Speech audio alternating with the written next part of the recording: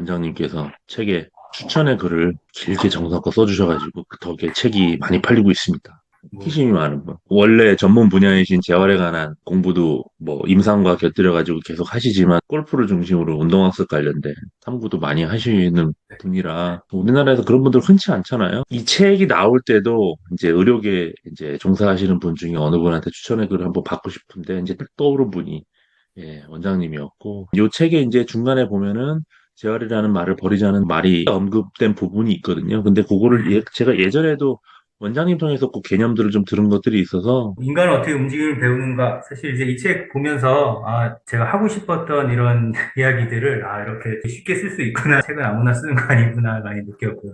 이제 특히 이제 골프 코치님들하고 트레이너 선생님들하고 이제 하던 이제 세미나들이 있는데, 사실 거기서 말하고자 했던 주 내용들을 사실 이 책에서 거의 얘기를 하고 있는 것 같아요. 그래서 이 책이 그런 가려운 부분들을 많이 좀 긁어주고 있는 것 같고요. 재활이란 말을 없애자. 사실 이게 되게 어그로를 끌 수 있는 말이잖아요.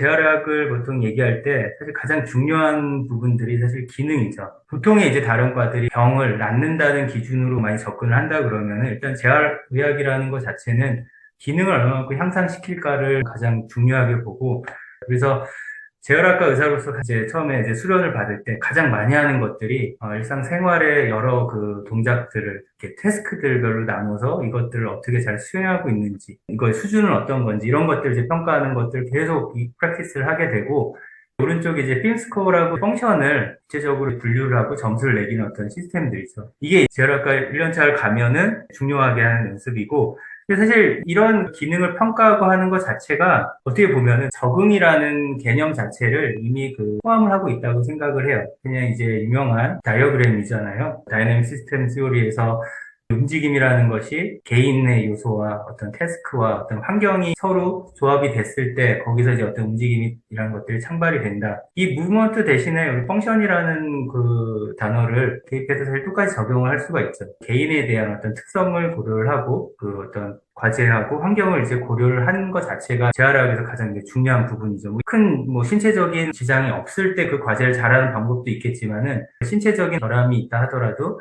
과제라든가 환경의 조절을 통해서 원하는 펑션을 만들어주는 것도 재활학과적으로 보면은 하나의 이제 치료 방법이라고 할 수 있죠. 근육과 골격계에 어떤 문제들이 있을 때 난해한 경우들이 많아요. MRI 검사를 하던 어떤 영상학적 검사를 했을 때 분명히 해부학적인 이상이 있지만 그 사람들이 이제 통증을 느끼는 정도는 다르고요. 반대로 회복적인 이상은 없지만 이제 수술 후에 힐링 과정이 잘 됐다고 판단이 되지만 실제로 통증은 굉장히 심한 경우들도 있고 어떤 특정 동작이라든지 특정 과제를 할 때도 아픈 경우들이 있거든요. 그래서 특히 근골격계 질환에서는 무엇이 이게 질병 상태고 정상 상태인지 참 알기가 어렵다는 거죠. 어느 젊은 교수님, 여자 선생님이었는데 어떤 선수가 발목 인대를 접질렸다. 그러면 당신이 제일 먼저 할 게 무엇인가라고 이제 저한테 질문을 줬어요. 저는 당연히 그 발목 인대에 대한 어떤 피지컬 테스트라든가 검사를 어떤 걸 시행하고 이제 이런 것들을 생각을 했는데 그 분이 먼저 선수니까 그 선수가 트레이닝을 하는 곳에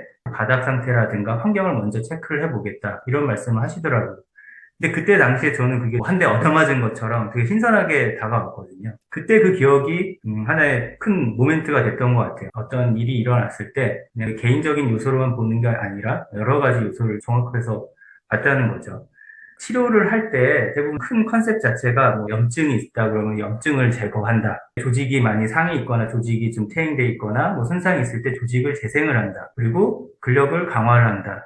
일단은 아플 때는 여기는 무조건 쓰지 말아야 된다. 무조건 쉬세요. 이런 이제 치료적인 접근을 하는 경우가 많죠. 염증 제거를 한다 그러면 스테로이드를 이용한 주사 치료를 할 수도 있고, 조직 재생을 한다 그러면 체충격파나 어떤 인대 강화제라든가. 근데 많이 이제 페일을 하는 이유 자체가 이 치료 방법이 절대 틀렸다는 것들이 아닌데 더 중요한 거는 병을 어느 관점에서 바라보냐는 것들이죠. 정상의 상태와 비정상 상태로 딱 이분법으로 바라볼 것이냐. 여기서 이제 가장 중요한 게 보통 질병명이라고 그러는 프레임의 함정일 수가 있는데요. 이제 병원에서 제가 제일 많이 이제 듣는 말들 하나가 실비 청구도 해야 되고 그러면 질병명이 뭐냐고 많이 물어보죠. 아니면은 이제 선수들이 와서 치료를 하고 나서 한참 설명을 했어요. 있어요. 그럼 저는 병명이 뭐예요? 이제 ICD-10이라고 하는 그 WHO에서 이제 정리를 해놓은 질병의 큰 분류, 이제 질병명의 리스트들이죠. 문제는 예를 들어서 같은 뭐 우리가 흔히 얘기하는 뭐 테니스 엘보라고 하는 병명을 가졌다 하더라도 이거를 사실 질병명을 붙이자 그러면은 굉장히 수많은 형태의 질병명을 붙일 수가 있어요. 그리고 하나의 질병명으로는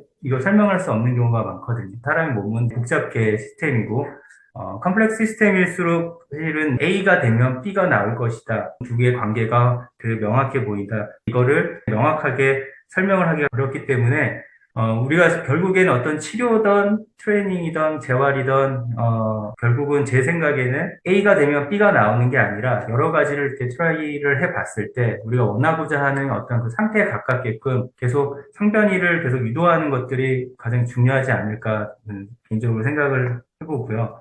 재활일 수도 있고, 재활 치료일 수도 있고, 훈련일 수도 있고, 트레이닝의 본질은 저는 이제 동일하다고 생각을 하는데요. 앉아있을 때 아프다든지, 어떤 동작을 할 때 아픈다는 분들이 있는데, 병원에서 그 동작을 연습을 하거나 어떤 행동을 하게끔 했을 때, 통증이 안 생기는 경우가 병원에선 많아요. 그 이유가, 일단은 뭐 동작을 잘 의식해서 잘 하는 것들도 있겠지만은, 병원이라는 환경 자체가 저 옆에 치료사들도 있고, 뭔가 다들 통제된 상황이고, 그 안정적인 어떤 환경을 제공하기 때문에 환경적 요소가 굉장히 크죠. 그래서 환자 입장에서도 두려움이 없기 때문에 심리적으로 하지 못했던 것들, 움직임에 어떤 제약이 있었던 부위들을 문제없이 하시는 경우들이 많아요. 그래서 재활치료 훈련이던 안전한 환경을 만들어서 그 안에서 계속 안전한 실패를 하고 계속 시도를 하고 그러면서 우리가 원하는 상태로서의 적응을 하는 거, 이게 사실 가장 중요하다고 생각을 합니다.